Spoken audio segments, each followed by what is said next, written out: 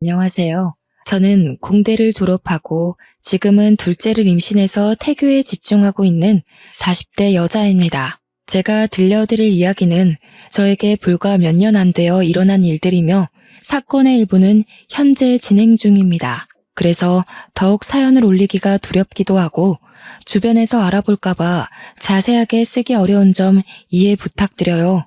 하지만 그냥 조용히 넘어가기엔 제 속이 문드러질 것 같고 혹여라도 이 사연을 보시고 마음에 짐이 있으신 분들은 시원하게 해결하시라고 용기 내봅니다. 지금부터 제 기가 막힌 이야기를 시작해 보겠습니다. 처음에 말씀드렸다시피 저는 공대를 졸업했습니다. 공대 특성상 남자 비율이 훨씬 높아서 저는 대학 다닐 때 참 인기가 많았었어요.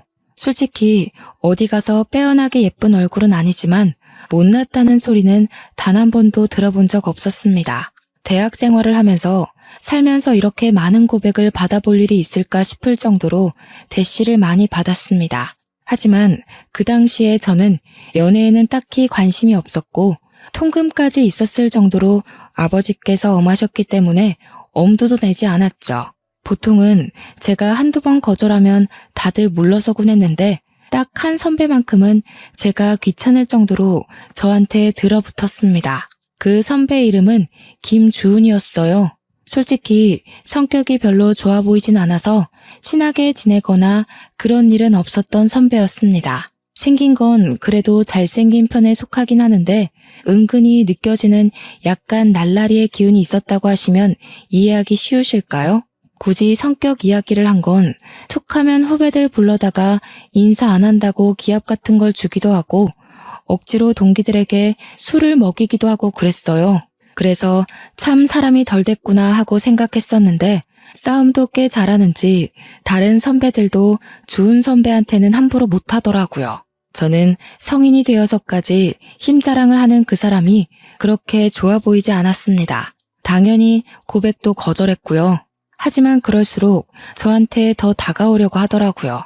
공강인데도 굳이 저를 보려고 학교에 찾아와서 학식을 같이 먹자고 한다거나 아니면 저는 카페인을 마시면 밤에 잠을 못 자서 코코아도 입에 안 대는 사람인데 아메리카노를 불쑥 내민다거나 정말 제가 기함을 토했던 것은 제가 집에 갈 때 몰래 쫓아와서 저희 집 앞에서 서성이고 있는 걸 저희 아버지께서 보시고는 강도인 줄 알고 경찰에 신고를 했던 사건 때문이었어요. 경찰서에 가서 저한테 강도 아니라고 학교 선배라고 설명해달라고 빌고 저희 아버지는 학교 선배가 왜 집 앞에서 서성이냐고 스토커 아니냐고 소리 지르고 한동안 과에 소문이라도 날까 쪽팔렸는지 수업도 안 나오더라고요. 저는 결국 주은 선배에게 딱 잘라서 너무나도 불편하다고 이야기했고 저의 정색이 조금 멋쩍었는지 주은 선배도 제게 사과했고요. 제가 싫다고 몇 번이나 말했는데 선배가 자꾸 이런 식으로 행동하니까 소문도 이상하게 나고 따돌림도 당하고 왜 제 입장은 하나도 생각 안 해요? 선배가 그런 식으로 행동하니까 제가 더 선배를 싫어하는 거예요. 제가 죽었다 깨어나도 선배 같은 사람이랑은 사귈 생각 없고요. 선배랑 저랑은 아예 결이 다른 사람이라고요. 제 말에 충격이었는지 주은 선배는 기분 나쁘다는 표정을 지었고 뭐라고 더 말하려는데 저는 휙 돌아서 그 자리를 피했습니다. 그 뒤로 정말 마주칠 일 없게 수업을 잘 들었고 1학년을 마치고 종강 파티를 하게 되었어요. 솔직히 그 자리에 별로 가고 싶진 않았지만 선배들도 모두 빠지지 말고 참석하라고 몇 번이나 주의를 줬기에 어쩔 수 없이 갔습니다. 저는 평소에 술을 잘 먹지 않는 사람이에요. 아버지가 무섭기도 하고 술에 취해서 흐트러지는 모습을 남에게 보여주는 것도 매우 싫어하고요. 그래서 깔짝깔짝 마시는 척만 하고 있었는데 선배들이 집요하게 저를 물고 늘어지더라고요. 자리를 피하려고 잠시 화장실에 갔다 오니 잔이 가득 채워져 있었어요. 그러더니 주은 선배와 그 옆에 있던 무리들이 저한테 원샷을 하라고 강요하더라고요. 평소 같으면 주은 선배가 제 편을 들어줬던지라 마시지 않아도 되었지만 선배까지 합세해서 마시라고 다들 저만 바라보고 있으니 안 마실 수가 없었어요. 결국 벌컥벌컥 원샷을 했고 제가 그렇게 주량이 약한 사람도 아니고 평범하게 소주 반 병까지는 마실 수 있는데도 맥주 한 잔에 넉다운이 되어버렸습니다. 기억이 하나도 없어요. 정말 드문드문 나는 기억도 하나 없이 그대로 필름이 끊겼고 눈을 떠보니 처음 보는 이상한 무늬의 천장이 보였습니다. 속이 울렁울렁하고 토할 것 같아서 화장실에 가려고 이불을 걷었는데 적나라한 제 몸이 그대로 보였습니다. 거기다가 이불 너머로 보이는 남자의 팔에 저를 소리를 꽥 지르고 말았죠. 주은 선배였어요. 제가 꽥 지른 소리에 잠이 깼는지 저한테 벌레라도 봤냐고 하더라고요. 선배, 이게 어떻게 된 거예요? 왜 선배랑 제가 어딘지 모르는 방 안에 있어요? 여기 어디예요? 어디긴 어디야, 모텔이지. 어제 술 먹고 집에 못 가겠다고 나한테 여기 들어와서 쉬자며. 제가 그랬다고요? 기억이 하나도 안 나요. 선배가 절 어떻게 한 거 아니에요? 나를 왜 그런 이상한 범죄자로 몰아? 너 이러려고 나보고 모텔 가자고 한 거야?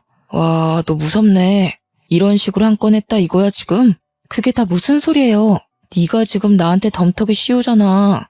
나는 네가 오자고 끌고 와서 온 거야. 마치 제가 선배를 끌고 왔다는 듯이 말하면서 기억이 안 난다는 저에게 발뺌하는 거냐고. 이런 식으로 합의금이라도 받으려고 하냐면서 소리를 고래고래 지르더라고요. 저는 정말 억울해 미칠 것 같았습니다. 어제 내가 고백했더니 좋다며, 사귀자며. 술 취해서 그런 거니? 술 깼더니 다 모르고 싶어서 지금 날 범죄자 취급하는 거야? 합의해야 한 거야. 저는 휴대폰을 챙겨서 제대로 씻지도 않고 바로 모텔을 뛰쳐나왔어요. 경찰서 앞에서 서성이다가 용기를 내서 들어갔고요. 경찰관에게 아무래도 밤새 안 좋은 일을 당한 것 같으니 검사를 받고 싶다고 했고 산부인과에 가서 진단서를 끊어오라고 하더라고요. 밤새 집에도 들어오지 않고 연락도 되지 않는 딸을 찾는 아버지께서 계속해서 전화를 걸어왔지만 그게 문제가 아니었기 때문에 병원으로 갔습니다. 하지만 아주 청천벽력 같은 소리를 들었어요. 제가 반항을 한 흔적이 어디에도 남아있지 않다는 거예요. 동행한 여성 경찰관님께서 증거 없이 기억도 없이 신고를 하게 되면 무고죄가 성립될 수 있으니 다시 한번 생각해보라고 했습니다. 저는 망연자실한 상태로 집으로 돌아왔고 아주 호되게 혼이 났습니다. 그렇게 다음 학기를 기다리며 겨울방학을 보내고 있는데 정말 하늘도 무심하시지 생리가 끊긴 거예요. 저는 벌벌 떨면서 임신 테스트기를 했고 정확하게 두 줄이 뜨는 걸 보고 기절할 뻔했습니다. 저는 가족들에게 알리지 않고 주은 선배에게 먼저 연락을 했어요. 선배, 저 좀 만나요. 그래, 우리 만나서 오해를 좀 풀자. 저는 주은 선배를 동네 카페에서 기다렸고 30분이 지나서야 헐레벌떡 선배가 도착했습니다. 저의 얼굴이 어두워졌는지 무슨 일 있느냐고 물어보더라고요. 선배, 저 임신했어요. 하지만 이제 겨우 20살이고 아직 학교도 1년밖에 다니지 못했어요. 그러니까 애를 지워야 해요. 도와주세요. 그게 무슨 말도 안 되는 소리야. 내가 책임질게. 현실적으로 생각해요.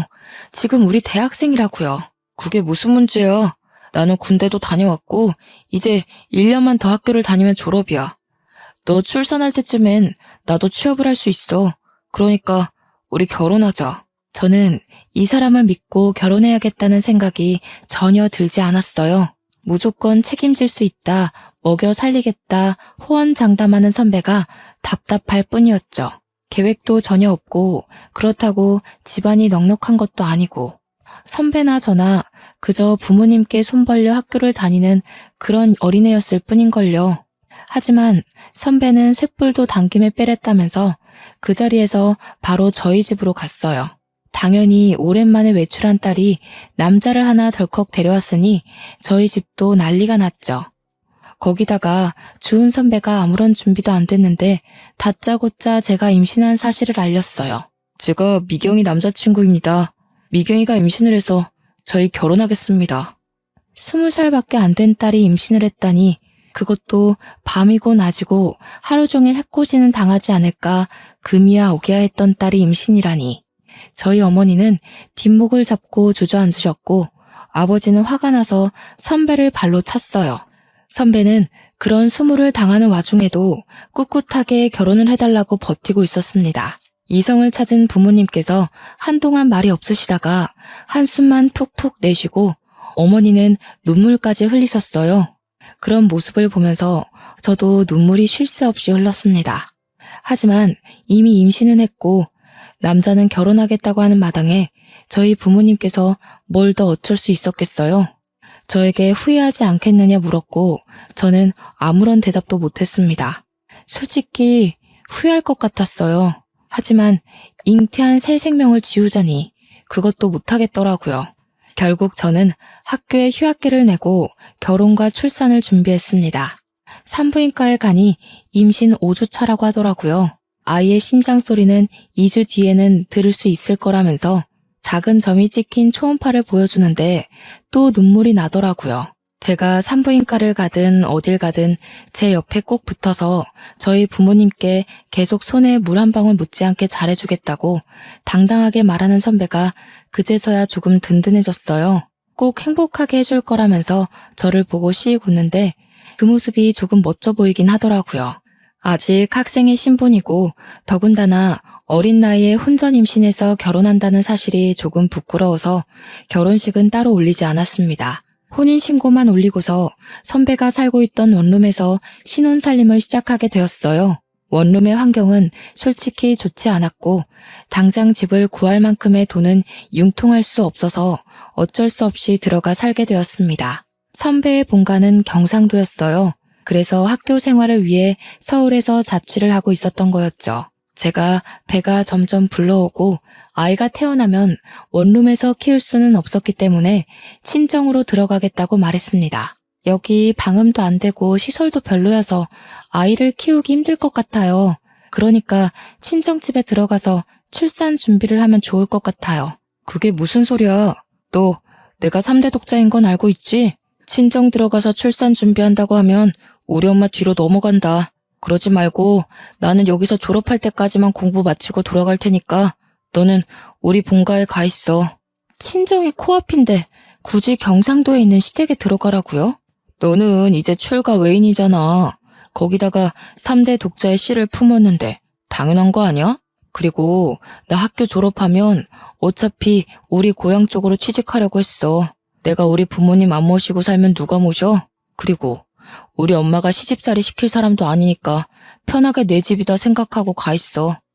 저는 정말 내키지 않았지만 이미 시댁과도 말이 다 끝난 상태였는지 시어머니께서 제게 연락이 왔어요. 아가 언제 오니? 미리 집도 다 정리해 두었단다.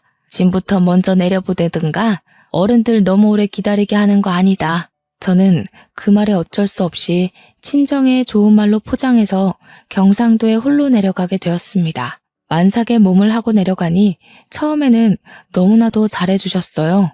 여기가 천국이다 싶을 정도로 먹고 싶은 거 다 해주시고 어머님이 식당을 운영하셔서 그런지 정말 손맛이 좋았습니다.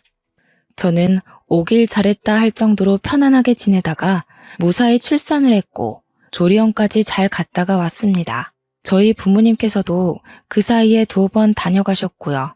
떡두꺼비 같은 아들을 낳아오자 시댁에서는 경사가 따로 없다면서 잔치까지 열어주셨어요. 출산하느라 고생했다면서 값비싼 가방도 하나 사주셨고요. 저는 처음이 조금 어긋나긴 했지만 결과적으로는 아주 좋은 집안에 시집왔다고 생각했습니다. 하지만 그것도 아주 잠깐이었죠. 제 몸조리가 끝나갈 때쯤 시어머니께서 틈만 나면 저를 식당으로 불려다가 일을 시키셨어요. 처음에는 갑자기 직원 일을 관둬서 도와달라, 손님이 많아서 손이 모자르다, 알바가 휴가 갔다 이런 이유였지만 나중에는 이유 없이 불러 일을 시키셨죠. 처음에는 한두 시간만 아이를 업고 일을 하면 됐는데 나중에는 대여섯 시간씩 저를 부려먹더라고요. 남편은 제게 3개월만 있으면 내려간다고 했지만 저는 그 시간이 너무나도 지옥 같았어요. 하루는 삭신이 쑤셔서 도저히 못하겠다고 하니 시어머니께서 제게 욕을 한 사발 붓는 거예요. 저는 깜짝 놀랐습니다. 살면서 그런 욕을 들어본 게 처음이었어요. 사투리를 팍팍 썩어가면서 얼마나 찰지게 욕을 하던지. 제가 진짜 너무 놀라서 아무 말도 못하고 멍하니 듣고만 있었다니까요. 아무짝에도 쓸모가 없는 년. 네가 아들이 아니라 딸을 낳았으면 아주 내쫓아버리는 건데. 어머님, 저한테 왜 그런 식으로 말씀하세요? 그동안 네가 우리 4대 독자를 임신하고 있었으니까 못 부려먹었지. 나 때는 애 낳고 다 밥 깔고 일하고 그랬어. 시대가 어느 시대인데 아직도 그런 소리를 하셔요. 어마마? 시대가 무슨 소용이야? 시애매가 일하려고 하면 냅다 엎드리고 일하는 거지. 애기 안고 도대체 찌개를 왜 못 날려? 서울 깍쟁이는 이래서 안 된다고 혀를 끌끌 차셨죠. 저는 성취하는 몸으로 다리가 퉁퉁 붓는 것을 느껴가면서 일을 했습니다. 조금만 버티라던 남편은 주말에 내려오지도 않았어요. 저는 학교 선배들과 동기들에게 잘 지냈느냐면서 안부 연락을 하면서 혹시 주은 선배는 학교 생활 잘하느냐고 물어봤죠. 학교 사람들은 제가 남편과 결혼해서 아이를 낳는다는 사실을 아예 모르고 있을 거라 생각했어요. 제가 아무에게도 말 안 했거든요. 주은 선배? 선배야 뭐 늘 잘 있지.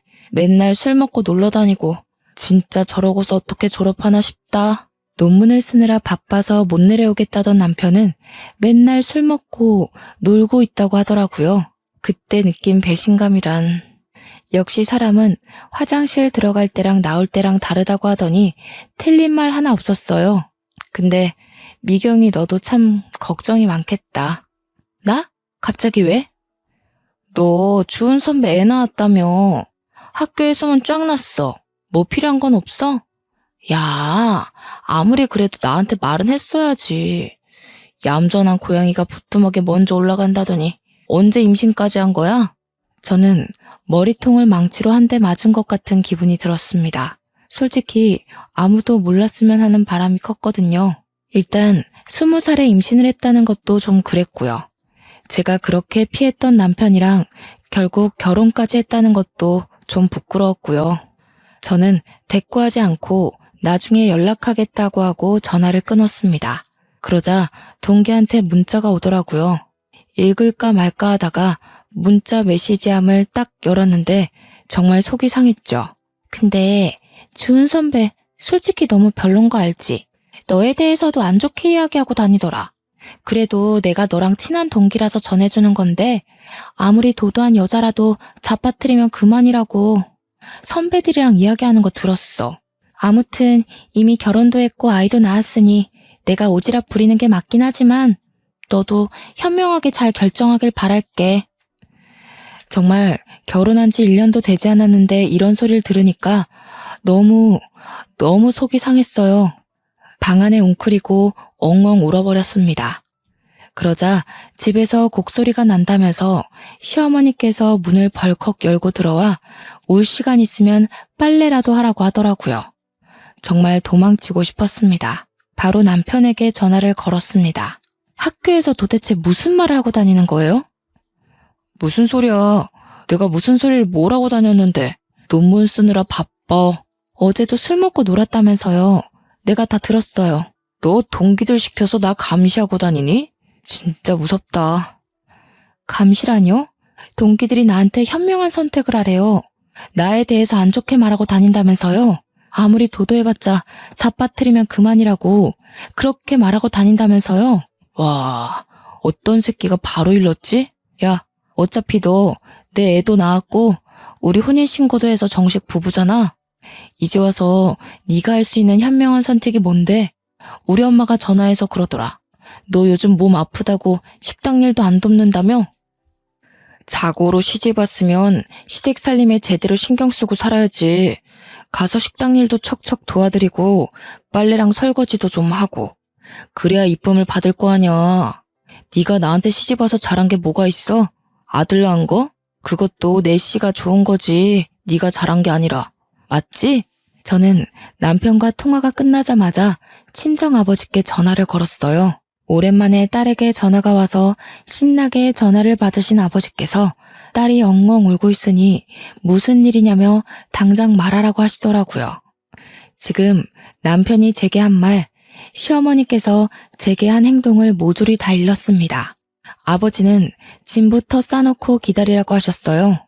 당장 내려가겠다면서 저를 끌고 갈 테니 4시간 정도 걸릴 거라고 어머니와 함께 가겠다고 하시더라고요. 저는 울면서 빨리 와달라고 했고 전화를 끊자마자 재빨리 짐을 챙겼습니다.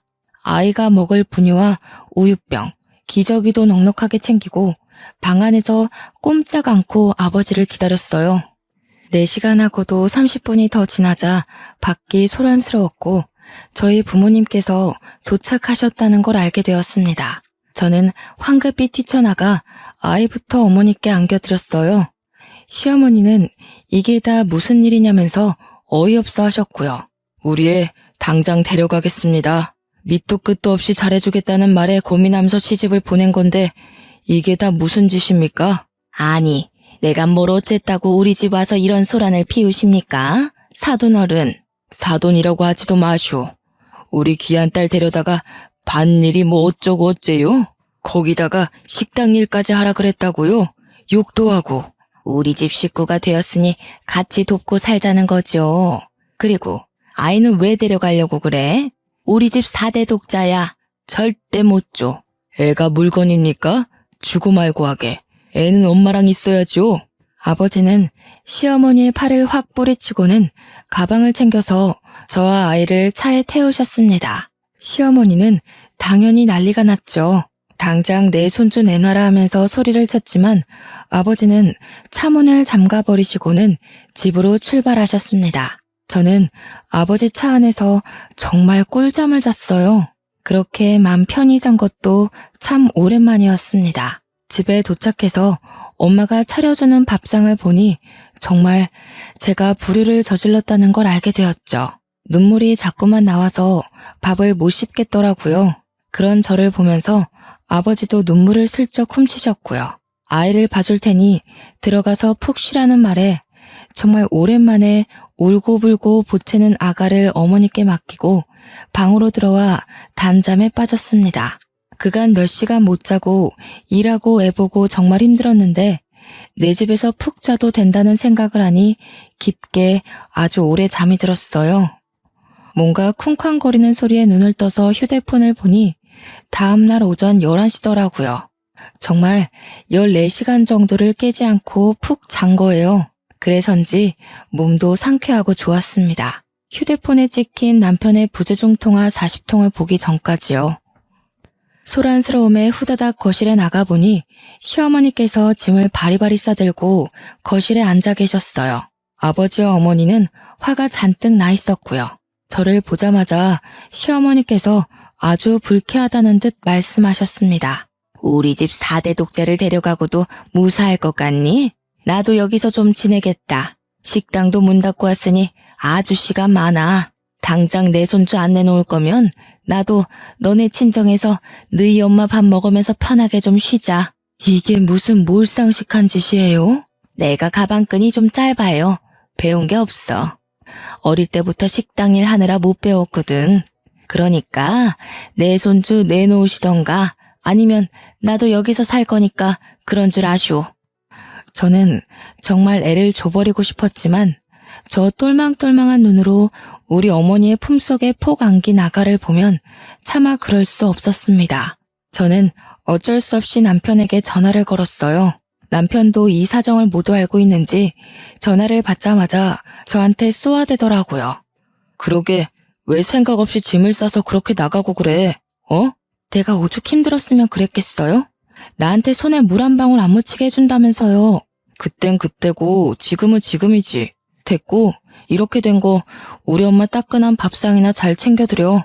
놓친네 경상도에서 버스 타고 올라오느라 아주 힘드셨을 텐데. 몸도 좀 주물러 드리고. 아버지는 제 전화를 뺏어서 남편에게 당장 친정으로 오라고, 오지 않으면 아주 큰일 나게 될 거라고 했습니다. 남편은 아버지껜 깨갱하고 알겠습니다 됐고 하고 바로 전화를 끊더라고요. 그리고 정말 30분 만에 쏜살같이 친정집에 왔어요. 당장 사돈어른 모셔다 드리고 와. 그리고 나서 이야기하자. 어머, 제가 왜요? 며느리 고집 제대로 꺾어야지 아니면 못 갑니다. 어디 우리 손이 귀한 집안에 시집와서 아들을 낳아놓고 도망을 갑니까? 우리 손주는 절대 못 줍니다. 저 기집애가 고집 꺾을 때까지 내가 여기 단단히 버티고 있을 거예요. 누구 보고 기집애라고 하시는 거예요? 미경아, 그동안 이런 취급 받으면서 살았던 거니? 이런 취급은 아니었고요. 미경이가 계속 고집 부리니까 저희 어머니도 어쩔 수 없는 거죠. 다들 화내지 마시고 미경이도 친정에서 몸 좀 편하게 있고 저희 어머니도 여기서 손주 보면서 식당 일도 좀 쉬시고 하면 좋죠. 장모님께서 저희 엄마 몸보신 좀 해주세요. 맛있는 거 좀 대접해 주시고. 남편의 말에 화가 나신 아버지는 남편의 뺨을 치셨고 시어머니는 그 모습을 보고 제 머리채를 잡고 난리를 치셨습니다. 제 머리채가 잡히자 저희 어머니는 시어머니의 머리채를 잡았고요. 남편은 뜯어 말린답시고 낑겨서 낑낑거렸고요. 저희 아버지는 그대로 경찰을 불렀습니다. 경찰이 오고 온 가족이 만신창인 채로 조서를 썼고요. 저희 아버지는 당장 이혼하라고 엄포를 놓았습니다. 물론 저도 이혼하고 싶은 생각이 굳건했고 시어머니만큼은 죽어도 안 된다 하셨지만 아버지께서 안 되면 소송이라도 불사하겠다 하셨죠. 경찰서까지 온 마당에 뭐가 더 두렵겠습니까? 하지만 먼저 손을 올린 게 저희 아버지였기 때문에 시댁에서는 그걸 빌미로 아이의 양육권을 달라고 요구했습니다. 결국 합의 이혼으로 끝나지 않아서 소송을 걸게 되었고요. 아버지의 사건과는 별개로 이혼 소송이 진행되었고 당연히 친권, 양육권 모두 아이가 어려 저에게 오게 되었습니다. 저는 그렇게 지긋지긋한 2년을 보내고 화려한 돌싱이 되었습니다. 고작 2년밖에 지나지 않았다는 게 2년 동안 일어난 일이라는 게 놀라웠죠. 저는 당당하게 학교에 복학 신청을 냈습니다. 어차피 다 알려졌다고 해도 저만 당당하면 되는 거 아니겠어요? 이혼 소송에서도 승소했고요. 저는 지은 죄가 없기 때문에 더 당당할 수 있었어요. 저를 알아보는 동기와 선배들도 있었지만 오히려 제가 떳떳하게 나가니 제게 전 남편에 대한 이야기를 묻지 않더라고요. 저는 그렇게 23살 나이로 2학년으로 복학했고 무사히 26살에 졸업까지 하게 되었습니다. 제가 졸업할 즈음 담당 교수님께서 대학원으로 진학할 것을 권유해 주셨고 저는 가족들과 상의 끝에 대학원을 가기로 했습니다. 때마침 어린이집에 자리가 나서 아이를 어린이집에 맡길 수 있었거든요. 대학원에 가니 저와 엄청 친했던 건 아니지만 그래도 안면이 있던 선배가 연구실에 있더라고요. 그 선배 덕에 저는 연구실에 적응을 잘할 수 있게 되었고 팀의 주축인 선배를 따라서 논문 주제도 정할 수 있었고요. 그렇게 1년, 2년 시간이 지나고 선배가 논문을 완성하면 이제 연구실도 떠나게 되어 다 같이 송별회라도 해야 하는 것 아니냐고 이야기를 나누고 있는데 선배가 대뜸 저에게 그러지 말고 연애를 하자고 하더라고요. 저는 그래 어차피 연애뿐인데 뭐 어떤가 싶어서 선배와 사귀기로 했어요. 사귀는 동안 참 선배가 괜찮은 사람이라는 걸 느꼈습니다. 아이 때문에 급하게 제가 약속을 깨버리는 날에도 화를 낸 적 없고 아이가 아파 응급실에 가야 할 때도 발벗고 나서주곤 했어요. 아이에게 아빠가 필요한 순간에 선배가 그 자리를 채워주었습니다. 그렇게 연애를 계속 해오면서 저도 모르게 선배에게 참 많이 의지했던 것 같아요. 헤어지는 게 무섭고 두려워지더라고요. 그러던 어느 날 선배의 연구 결과를 인정받아 대기업에 취업이 확정되고 선배네 부모님께서 대뜸 저를 보고 싶다고 했다고 하시더라고요. 연애만 하자더니 나이도 이제 30 중반을 넘겼으니까 집에서 궁금하신가 봐. 저 또한 30을 넘긴 나이였고 저희 집에서도 은근히 남자 없느냐고 물어보던 와중이라 믿져야 본전이다 싶어서 만나보겠다고 했습니다. 솔직히 긴장 안 했다면 거짓말이죠. 과일 바구니까지 사서 투피스 쫙 빼입고 선배네 집을 방문했어요. 아니, 왜 이제 왔어? 너무 잘 왔어. 어떤 사람인지 궁금했는데 딱 내가 예상한 대로야. 안녕하세요. 이미경이라고 합니다. 얘기 많이 들었어요. 일단 밥 먹읍시다. 정성스럽게 차려진 밥을 먹고 제가 사온 과일을 다 같이 나눠 먹고 있는데 아주 고민하시더니 선배네 부모님께서 제게 넌지시 물어보셨어요. 아기가 벌써 초등학생이라고 들었는데 아무래도 아이가 더 크기 전에 재혼을 해야 아이랑 사이도 틀어지지 않고 더 돈독해지지 않을까? 우리들이 그렇게 꽉 막힌 사람들은 아니라서. 연구원 부부가 얼마나 멋있어. 신혼집도 서울에다가 해줄 수 있고. 그쵸 여보? 아유 말 맞다나. 결혼만 한다고 하면 내가 가진 저 강남 아파트 명의 바로 돌려줄 수 있지. 명의도 내가 통 크게 반반 해줄 수 있어요. 다음에는 아이도 한번 데려오면 좋겠는데 내가 할아버지 되는 거 아니야? 저는 너무나도 당황스러웠습니다. 분명 선배는 결혼 생각 없는 것 같았는데 저는 의문이 가득한 눈으로 선배를 보니 모른 척하며 제 손을 꽉 잡더라고요. 전 남편처럼 말로만 잘하겠다, 호강시켜주겠다 하는 것보다 더 마음으로 느껴지는 든든함이 있었어요. 저는 그렇게 다시 한번 결혼을 하게 되었습니다. 이번에는 드레스도 제대로 입어보자면서 결혼식 준비를 단단히 했고 웨딩 촬영도 아주 이쁘게 찍었고요. 소식을 들은 전 남편이 결혼식에 깽판 치러 오겠다면서 동기들에게 고래고래 선포를 했다고 하더라고요. 저는 솔직히 너무나도 겁이 났지만 대형 로펌을 운영하고 계신 시부모님께서는 걱정 말라고 변호사 부부의 무서움을 보여주겠다고 싱글벙글이시더라고요. 그렇게 결혼식 당일이 되었고 전 남편의 흔적은 찾아볼 수도 없었습니다. 선배와 저는 신혼여행을 가고 나서야 진짜로 전 남편이 결혼식장에 왔었다는 이야기를 들었어요. 동기가 전해주더라고요.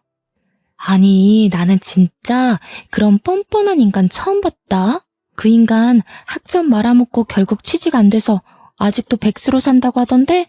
거기다가 결혼식 와서는 깽판을 논내만에 하더니 갑자기 저승사자라도 본 듯 헐레벌떡 도망치더라? 어이가 없었어. 아무튼 결혼 축하해. 저는 신혼여행을 다녀와서 남편과 아이와 함께 셋이 깨볶는 신혼을 보냈어요. 혹여라도 둘만의 시간이 필요할까 시부모님께서는 저희 아이를 데리고 놀러도 다녀오시고 로펌에 초대해서 구경도 시켜주시고 정말 너무 감사하게 아낌없이 사랑을 주셨습니다. 하루는 급하게 시아버지께서 서류가 필요하다고 로펌에 좀 가져다 달라고 하셨어요. 너무 미안해하면서 말씀하시길래 괜찮다고 서류를 확인하고 바로 로펌으로 달려갔습니다. 아버님의 사무실 문을 딱 여는데 웬 모자가 무릎을 꿇고 빌고 있더라고요. 그 뒷모습이 익숙해서 누구지 하는 와중에 아버님께서 저를 부르셨습니다. 우리 며느리 왔어. 서류는 여기다가 주고 잠시 게스트룸에 기다려줄 수 있겠니? 정 변호사, 경비원 불러서 이분들 좀 밖으로 모셔다 드리게나. 여기서 와 이러셔도 아무 소용 없습니다. 저희 의뢰인께서는 강경하시고 소송을 취하할 생각 없으십니다. 제발 한 번만 살려주세요. 제가 여기서 이런 소송에 휘말리게 되면. 저는 그 익숙한 소리에 남자의 얼굴을 들여다보니 전 남편이지 뭐예요. 옆에 무릎을 같이 꿇고 있었던 건 전 시어머니였습니다. 아니, 네가 여기 어떻게... 예, 잘됐다. 우리 아들 좀 살려주라. 네가 여기 변호사님이랑 잘 아는 사이니? 응? 저희 며느리입니다만. 어떻게 아는 사이니? 예전에 말씀드렸던 제 전남편이에요. 결국은 무슨 죄를 지었는지는 몰라도 여기서 이렇게 만나게 되네. 다 오해란다. 우리 아들 착한 앤 거 너도 잘 알잖니. 억울하게 누명을 써서 뭐 술잔에 수면제를 타서 나쁜 짓 하고 그러래 아닌 거 너도 잘 알지? 어떤 몹쓸 꽃뱀이 우리 아들 가지고 한탕 하려고 그런 누명을 씌워서 고소를 했지 뭐냐. 술에 수면제를 탔다고요? 그래. 수면제를 타서 잠이 들게 해가지고 기억이 없다면서 우리 아들을 글쎄 입에도 담기도 힘든 그런 일로 고소를 했어. 저는 그제서야 제가 당했던 지난 일들이 떠올랐어요. 종강 파티를 갔다가 맥주 한 잔에 기억을 잃고 모텔에서 눈을 떴던 일, 그로 인해 임신해서 지옥 같은 시집살이를 당했던 일 모조리 말이에요. 김준, 너 나한테도 그렇게 한 거야? 전 남편은 아무런 말도 않고 고개를 숙이고 있었고 저는 눈물이 팍 터져나왔죠. 벌벌 떠는 저 모습이 진실이라는 걸 대신 말해주는 게 아니겠어요? 시아버지께서는 이 이야기를 듣고 대충 눈치를 채셨는지 아주 화가 잔뜩 나셨습니다. 이런 몹쓸, 증거도 지금 확실한 거 아시죠? 술집 가게 CCTV에 수면제를 탄 장면이 찍혀 있단 말입니다. 다 오해라니까요. 오해가 아니라고요. 나한테도 그랬단 말이에요. 나는 저 사람 말만 믿고 내가 술에 취해 기억을 못하는 거라고 나 스스로를 자책했어요. 내가 우리 부모님 가슴에 대못을 박았다고 아프다고 말도 못하고 당신의 모진 시집살이를 견뎌내면서 살았다고. 아니 얘가 이제 와서 왜 다 우리 아들 탓이야? 당신 아들 탓을 한다고? 아들을 도대체 어떻게 키웠길래 저렇게 뻔뻔하게 범죄를 일으키고도 여기 와서 사죄를 해? 피해자한테는 사과했어 당신? 피해자한테 진심으로 사과했냐고. 나한테도 가스라이팅 해놓고 그랬을 리 없지. 너는 아주 콩밥 제대로 먹어봐. 제 눈치를 보면서 이러지도 못하고 저러지도 못하는 전 남편을 보고 저는 확신을 했고 경비원에게 끌려나가는 두 사람을 보면서 복수를 결심했습니다. 저는 시아버지에게 수치스럽지만 제가 당했던 일을 낱낱이 고했고 그간 전 남편과 같이 어울렸던 동기 선배들에게 연락을 돌려 증언을 얻어냈습니다. 이런 일이 한두 번이 아니었고 죄책감을 느끼고 있던 전 남편 친구도 있더라고요. 그래서 모든 증언을 한 곳에 모아서 결국 법정에서 증거로 제출했고 받아들여졌습니다. 당연히 전 남편은 징역 5년을 선고받았고 그 이후에 전 시댁에서 찾아와 저에게 엎드려 빌고 시부모님에게 사정사정했지만 얄짤없었죠.